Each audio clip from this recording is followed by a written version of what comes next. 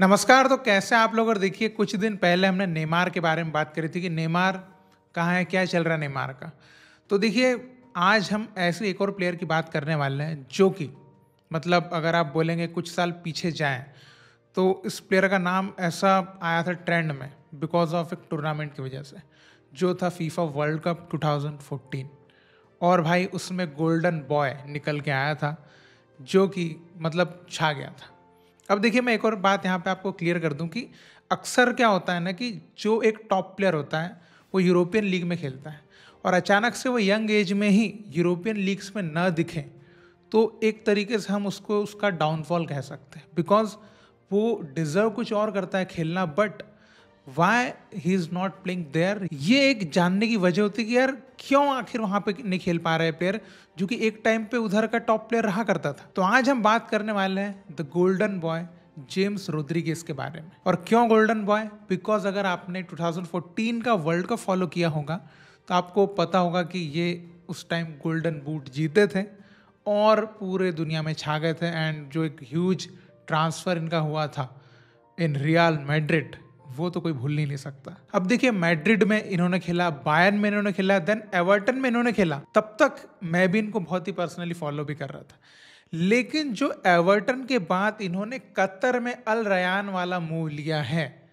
वहाँ से मुझे भी लगता है कि आप में से भी कई फैंस रहे होंगे जिन्होंने जेम्स रोड्रिगेज में दिलचस्पी लेना कम कर दिया होगा, बिकॉज कतर लीग थोड़ी देखोगे अभी आप। तो वो एक टाइप से अननोन लीग में चले गए जहाँ कोई देखना ही नहीं चाहता और कोई लॉन्ग टर्म भी नहीं गए थे। गए, एक सीजन खेला उन्होंने, तो मुझे आज तक ये समझ में नहीं आया कि गए क्यों थे। अब देखिए, उसके बारे में हम थोड़ी बाद में चर्चा करते हैं। पहले हम थोड़ा जेम्स रोड्रिगेज की बातें कर लेते हैं, बिकॉज मुझे तो एक नॉस्टैल्जिया हिट कर जाता है जब भी मैं वो एक ओल्ड रियल मैड्रिड की बातें करता हूँ ना, जब मैं एकदम देखा करता था एक एक मैच रात में जाग जाग के। और उस टाइम वो जो एक टीम हुआ करती थी भाई, मतलब सॉलिड, और राइवलरी भी उस टाइम बार्सिलोना के साथ जो मजा आता था देखने का। तो चलिए हम जेम्स रोड्रिगेज की बात करते हैं। तो देखिए, सबसे पहले मैं आपको छोटा सा फैक्ट बताता हूँ कि एक जो प्लेयर होता है प्रोफेशनल डेब्यू कितनी एज में लेता है। भाई जेम्स रोड्रिगेज एक ऐसे प्लेयर थे जिन्होंने 14 साल की एज में कोलंबिया की प्रोफेशनल लीग में डेब्यू कर लिया था।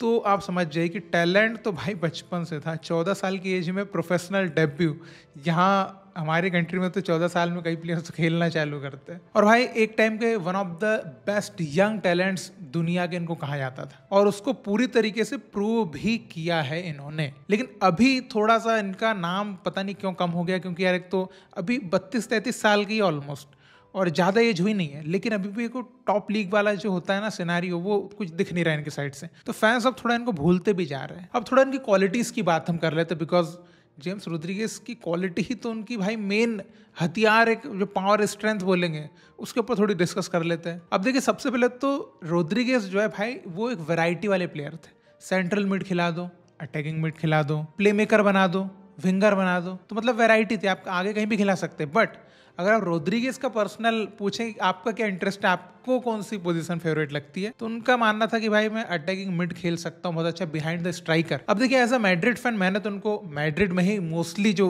वहीं देखा है। तो अगर उनकी पर्सनल एक क्वालिटीज़ की बात करें, देखिए विजन मुझे उनका काफ़ी अच्छा लगता था और जिस टाइप के क्रिएटिव पासेस वो निकालते थे, तो वहाँ पर आपने देखा भी था रोनाल्डो, बेंजेमा, इन सब लोगों के साथ उनका जो एक मिलता था वहाँ पर, मतलब मज़ा आता था। और मेनली जो मुझे एक बहुत मस्त बात लगती थी उनकी फ्री किक एक्यूरेसी। मतलब फर्स्ट सीजन जब मैड्रिड में आया था, आपने देखा था जिस तरह की फ्री किक्स वो लेते थे, मतलब उतनी ज़्यादा फ्री किक्स उन्होंने मारी नहीं होगी, बट जितनी भी मारी है ना भाई, कमाल की मारी है। और रोड्रिगेज के पास एक और बहुत अच्छी बात थी कि वो इनसाइड द बॉक्स और आउटसाइड द बॉक्स दोनों जगह से उनकी स्कोरिंग एबिलिटी शानदार थी। अब देखिए, हम रोड्रिगेज की बात करते कि मार्केट में उनका नाम या उनको लोगों ने जानना चालू कब किया था। ऐसा था नहीं कि एकदम से कोलंबिया की टीम में वो वर्ल्ड कप में छा गए, ऐसा था ही नहीं, उसके पहले से ही तो कुछ रहा होगा कि नहीं। तो मे भी आपको पता ना हो, तो मैं आपको थोड़ा सा यहाँ पर बता देता हूँ जिससे आपको थोड़ा और उनके बारे में इंटरेस्टिंग चीज़ें जानने को मिल जाएगी। तो यूरोपियन मार्केट में वो छाए थे 2011-12 का सीज़न जब उन्होंने खेला था FC पोर्टो, जो पोर्तुगल लीग का क्लब है। उस सीज़न वो गोल्डन बॉल विनर बने थे और breakthrough player of the year जो एक अवार्ड होता है वहाँ पर, ये अवार्ड उनको मिला था।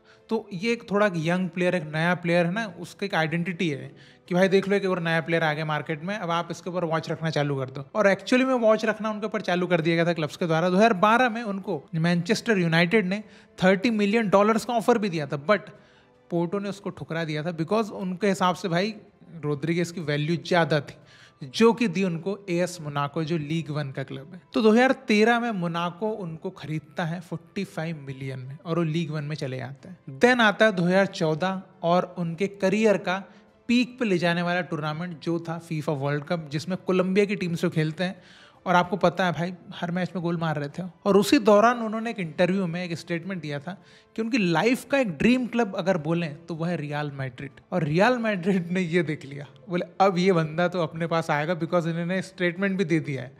और मैड्रिड ने कर दिया उनको ऑफर 63 मिलियन का। और मैड्रिड के स्क्वाड में भाई जब वो आए तो लोगों ने ऐसा सोचा चलेंगे नहीं चलेंगे, वर्ल्ड कप में तो चले, क्योंकि कई बार ऐसी साइनिंग्स हुई थी जो कि प्लेयर चले, जैसे मॉड्रिच उनमें से एक नाम भी है कि फर्स्ट सीजन में वो उतना नहीं चल पाए थे। बट यहाँ पर रोड्रिगेज ने उस पॉइंट को प्रूव किया। उन्होंने भाई फर्स्ट सीजन में ही best midfielder of La Liga award उन्होंने जीता भी था। मतलब भाई उन्होंने वो असिस्ट, वो स्कोरिंग, वो सब चीज़ें करके दी थी। हालांकि मैं आपको बता दूं कि कई ऐसे ओपिनियंस आ रहे थे उस टाइम भी कि रोड्रिगेज जो है वो थोड़ा स्लो है मैड्रिड के लिए, ऐसे ओपिनियंस। बट उन्होंने भाई उन सब ओपिनियंस को रॉन्ग प्रूव किया at the end of the season में। And he made history in Madrid. भाई उन्होंने सारे टूर्नामेंट्स वगैरह भी जीते वहाँ पर। दोनों बीच में बायर्न पे लोन पे खेले, वहाँ पे भी काफ़ी इंपॉर्टेंट उन्होंने वहाँ पे रोल निभाया था। 2020 में एक मूव लेते हैं एवर्टन का, चलिए वहाँ तक ठीक है कि आप प्रीमियर लीग में चले गए। लेकिन 2021 में पता नहीं उनके दिमाग में भाई क्या आया कि वो सोचे कतर लीग में जाते हैं, अल रयान वो ज्वाइन कर लेते हैं। अब ये बिल्कुल आउट ऑफ द सेंस था। मतलब क्यों गए, और एक सीजन के लिए गए थे। हालांकि मैं मान सकता हूँ कि थोड़ी इंजरीज उनको होने लगी थी और मैड्रिड टाइम से उनको काफ़ी इंजरीज भी हो रही है। अगर आप उनका इंजरीज की हिस्ट्री भी देखते हैं तो काफ़ी इंजरीज उनको हुई है। लेकिन उसकी वजह से आप कतर लीग का मूव तो आपको नहीं करना चाहिए था मेरे हिसाब से। और चलिए एक सीज़न का आपने किया भी, उसके बाद जब वो रिटर्न भी आए थे तो ग्रीस लीग में गए, तो वापस वो यूरोप में आए, कोई दिक्कत नहीं है। लेकिन उसके बाद जो उन्होंने मूव लिया वो ब्राज़ील चले गए। तो ये यहाँ पर मुझे बिल्कुल ही समझ में नहीं आया था कि यार यूरोप से एकदम से ब्राज़ील को जाना, वो भी इतने सही एज में। एक होता है 34-35 के बाद, अगर मैं कह सकता हूँ। लेकिन अभी आप जो है अपने 30s में घुसे ही है और आप जो है इधर उधर शिफ्ट करने लगे, यूरोप छोड़ना चाह रहे हैं। और इवन ब्राज़ील में जब वो साओ पाउलो में खेल भी रहे थे ना, तो उतनी सही तरीके से प्लेइंग उनको मिल नहीं रही थी बिकॉज वहाँ पर बेहतर प्लेयर्स थे। देन अभी 13 जनवरी 2025 को उन्होंने जो है मैक्सिकन लीग में क्लब साइन कर लिया। तो देखिए क्लब लेवल की बात करते हैं तो उनके करियर में थोड़ा सा उतार दिख रहा है। मतलब मैं ये नहीं कह सकता कि एकदम करियर उनका खत्म हो गया है, जैसे नेमार तो बहुत ही डाउनफॉल पे चले गए। लेकिन रोड्रिगेज का करियर स्टिल चल रहा है, अच्छा चल रहा है बिकॉज मैक्सिकन टॉप लीग खेल रहा है वो, कोई दिक्कत नहीं है। लेकिन एक चीज ये है कि मतलब जो यूरोप से अपने 30s में घुसे ही वहाँ पर एकदम बस छोड़ दिए यूरोप को, ब्राज़ील चले गए और धीरे से भी आप जो है मैक्सिको पहुँच गए, तो ये थोड़ा सा अटपटा लगा फैंस को। हालांकि अगर आप उनका नेशनल साइड पे देखते हैं तो उधर भाई परफॉर्मेंस की बात करेंगे तो नहीं उतरा परफॉर्मेंस। आप देखिए कोपा अमेरिका 2024 के रनर अप है और कोपा अमेरिका में वो बेस्ट प्लेयर गोल्डन बॉल उनको मिला है। तो इससे आप समझ सकते हैं कि प्लेयर खत्म नहीं हुआ है, बस ये है कि कुछ जो क्लब्स का उन्होंने ऑप्शंस लिया है ना वो लोगों के समझ में नहीं आया, वो और बेहतर क्लब्स के ऑप्शंस सोच सकते थे। इवन यूरोप भी नहीं छोड़ते, कोई दिक्कत नहीं था। हालांकि मैक्सिको की लीग भी उतनी बुरी नहीं है, लेकिन वो है ना कि लोग अभी मैक्सिको लीग नहीं देखते ना यार, लोग अभी यूरोपियन देखते हैं। तो उधर रहते तो मतलब मज़ा आता देखने का। तभी आपके दिमाग में यही सवाल आ रहा होगा कि भाई उनका करियर फिर ऐसा क्यों जा रहा है क्लब के हिसाब से। तो देखिए इंजरीज भी आप कह सकते हैं कि बिकॉज उनको हर क्लब में काफ़ी इंजरीज हुई है, तो उसकी वजह से उनके काफ़ी गेम्स छूटे हैं। अगर आप उनका इंजरी हिस्ट्री एक बार देख लो तो देखियो हर क्लब में उनके कितने गेम्स छूटे हैं, हर सीजन में उनके बहुत सारे गेम्स छूटे जिनमें कुछ बहुत इंपॉर्टेंट गेम्स भी रहे हैं। तो इस वजह से भी मे भी हो सकता है कि उनको ऐसा खुद से लग रहा हो या उनके एजेंट, क्योंकि रोनाल्डो और उनके एजेंट तो सेम ही है। तो एटलीस्ट भाई जॉर्ज मेंडेस अगर एजेंट की बात किया तो वो किसी भी प्लेयर के करियर का ऐसा डाउनफॉल नीचे की ओर तो लेके जा नहीं सकता। इसमें मे भी हो सकता है बिकॉज उनके पर्सनल कुछ हो गए ओपिनियंस जेम्स रोड्रिगेज के, जिसकी वजह से उन्होंने क्लब्स चुने। तो देखो भाई मैं तो बिल्कुल आज भी वो जो मैड्रिड में जो मार्सेलो के जैसे क्रॉसेस थे, एकदम मार्सेलो और जो रोनाल्डो का आता था कॉम्बिनेशन क्रॉसेस हेडर, उसमें मैं जेम्स रोड्रिगेज को भी लेता हूँ। आप देखो कई ऐसे आप असिस्ट देख लो जेम्स रोड्रिगेज के, जो वो कर्व करके बॉल डाल देते ना, मतलब मज़ा आ जाता था। और वो चीज़ मैं पर्सनली बोलेगा तो मैं तो मिस करता हूँ भाई। तो देखो अभी रोड्रिगेज जो है वो मैक्सिकन लीग खेल रहे हैं। आई डोंट थिंक कि अब वो यूरोप में तो वापस नहीं आएंगे। मे बी वो MLS वगैरह या सऊदी लीग का भी कुछ देख सकते हैं मे बी, लेकिन इधर यूरोप का तो मुझे उतना नहीं लगता है। लेकिन यू नेवर नो, क्योंकि प्लेयर क्वालिटी वाला है, कभी भी कुछ भी हो जाता है।